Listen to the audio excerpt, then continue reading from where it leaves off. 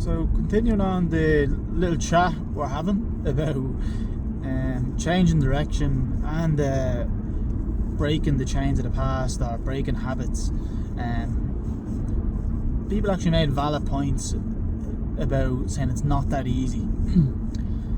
And it isn't that easy, but with the correct tools and processes and actions, it's possible. And that's like, there's a couple of things which you can do and a couple of practices you can implement that can help you change your mind and break the mold. And even first and foremost, just to give one other perspective, is like there's a concept called meta thinking, which is thinking about why am I thinking this or why am I feeling this, not just you are your thoughts. Because even for anyone who's ever meditated,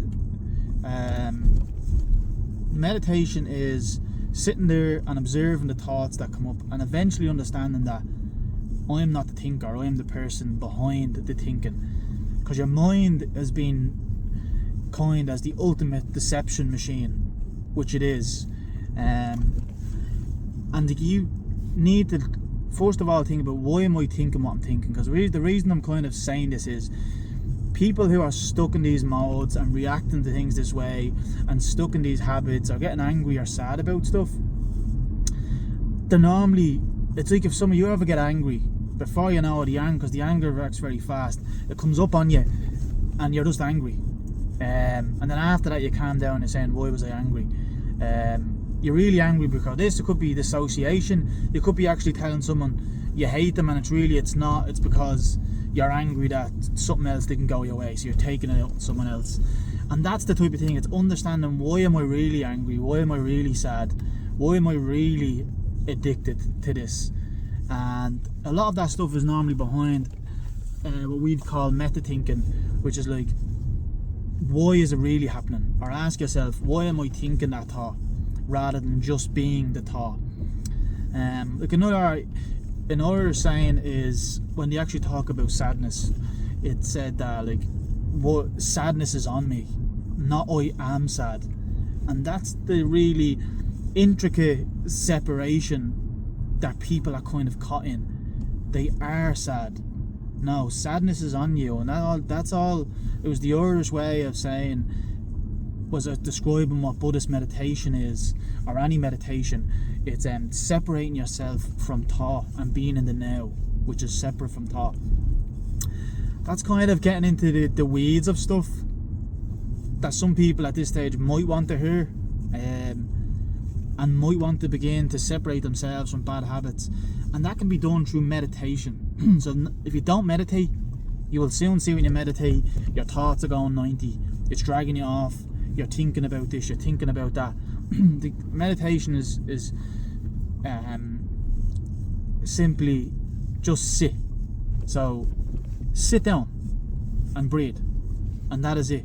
And you will see your mind racing and you're thinking about this, and when you do, is come back to the breath or just sit, depending on what teacher you go to. They will tell you just to sit and breathe. But when you get into a thought spiral, come back to the breath. You'll go into another thought, you're not going to be able to stop this, and you're trying to create as much time as you can in the void of not thinking, and that is reducing your reactivity, or basically the process where you become the thought. And that's where that is your habits, your reaction, or in Buddhist teaching what they call sankharas, which is you are caught. It's a groove, like in a record, like an old vinyl record.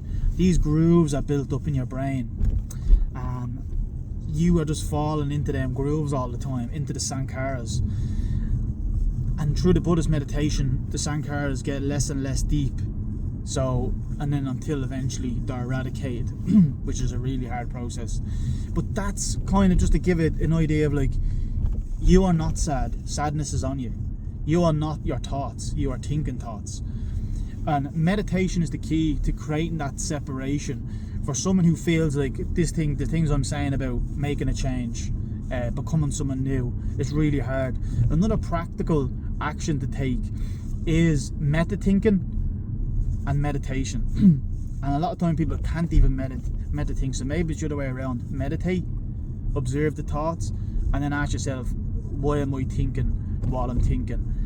And that's probably a little really important but intricate part of this process for anyone who's really serious about making a change and can't.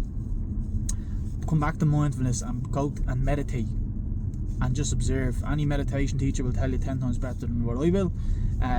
But that is the process of getting out of those grooves, or what I talked about, the tracks, breaking those tracks. That's a practical way of getting to that point where because when you're in your life, your environment has you reacting to certain thoughts, and you can't help that, or to certain people in your life are annoying you. Being around the same community, being around the same people, the same environment, are actually trying to make you be that person. So when you go back to your family, your friends and your community, based off your past experiences, they are actually triggering you to be the same person. And that's why sometimes some people are really serious about it. Even with addiction issues, people have had more success going to different countries. They say you should move out of your city where you grew up, or even into a different part of Dublin, say. And it will definitely be easier for you to grow. Like, a plant will only grow to the size of the pot it's contained in. So you have no room to grow because these people around you have made this mold for you, and they want you to stay in that shape. They want you to be that person. They're not doing it intentionally, but just when you try and do something different, like posting a video like this,